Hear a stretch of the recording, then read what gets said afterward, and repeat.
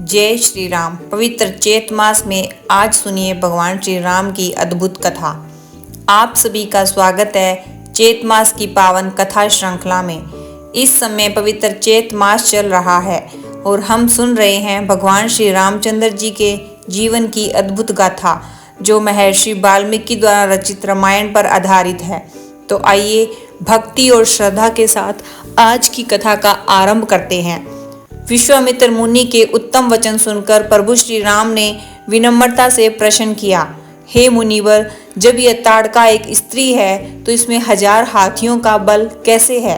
यह सुनकर महर्षि विश्वामित्र बोले, हे रघुनंदन, इसका कारण एक प्राचीन कथा में छिपा है, जिसे मैं तुम्हें सुनाता हूँ। पूर्व काल में सुकेतु नाम के एक महान यक्ष थे। वे अत्यंत तपस्वी और धर्मात्मा थे, परंतु संतानहीन थे। उन्होंने कठोर तपस्या की, जिससे प्रसन्न होकर ब्रह्मा जी ने उन्हें एक कन्या प्रदान की, जिसका नाम था ताड़का। ब्रह्मा जी ने उसे 1000 हाथियों के समान बल प्रदान किया। वह बड़ी होकर अत्यंत रूपवती और बलशालिनी हुई। समय आने पर उसका विवाह सुंद नामक यक्ष से हुआ और उनसे मारीच नाम का पुत्र उत्पन्न हुआ। लेकिन एक दिन ऋषि अगस्त्य के श्राप के कारण सुंद का अंत हो गया और मारीच राक्षस बन गया।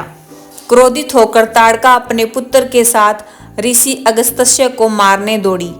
तब अगस्त्य मुनि ने क्रोध में आकर ताड़का को श्राप दिया, तू नरभक्षी राक्षसी बन जा। इस श्राप से ताड़का का रूप भयंकर हो गया। वह वन में उत्पात मचाने लगी, यज्ञों में विघ्न डालने लगी और सभी प्राणियों को भयभीत करने लगी। विश्वामित्र जी ने श्री राम से कहा, हे रघुवीर, यह राक्षसी अत्यंत पापिनी है। धर्म की रक्षा हेतु इसका वध आवश्यक है। राजा का धर्म है कि वह प्रजा की रक्षा के लिए कठोर निर्णय भी ले। उन्होंने उदाहरण देते हुए बताया कि पूर्व काल में इंद्र और विष्णु ने भी अर्धमिणी स्त्रियों का वध किया था। श्री राम ने हाथ जोड़कर कहा, हे मुनिवर, मेरे पिता महाराज दशरथ ने मुझे आदेश दिया है कि मैं आपकी आज्ञा का पालन करूं। अतः मैं धर्म और प्रजा की रक्षा के लिए ताड़का का वध अवश्य करूंगा।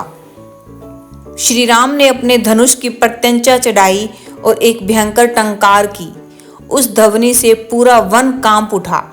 ताड़का क्रोध में भरकर वहां आ पहुंची। उसका रूप अत्यंत भयानक था।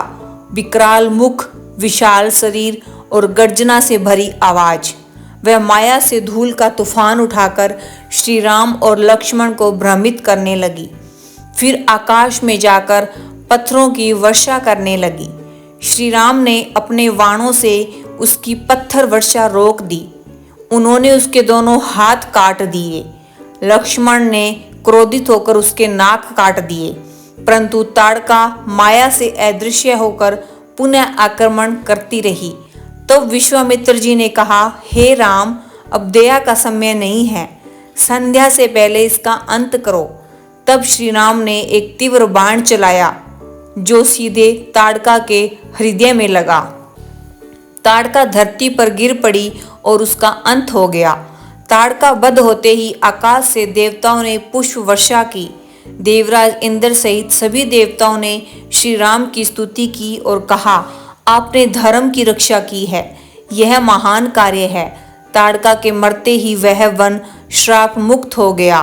चारों ओर हरियाली और सुंदरता फैल गई। विश्वामित्र जी ने प्रसन्न होकर श्री राम को आशीर्वाद दिया और कहा, कल मैं तुम्हें दिव्य अस्त्र प्रदान करूंगा। तो साथियों, यह थी चैत मास कथा अध्याय 20, जिसमें हमने देखा कि कैसे भगवान श्री राम ने धर्म की रक्षा के लिए ताड़का का वध किया। अगली कथा में हम सुनेंगे विश्वामित्र जी द्वारा श्री राम को दिए जाने वाले दिव्य अस्त्रों की अद्भुत कथा। अगर आपको यह कथा पसंद आई हो तो इसे जरूर शेयर करें और जुड़े रहें हमारे चैनल कथा कहानी 13 के साथ। जय श्री राम।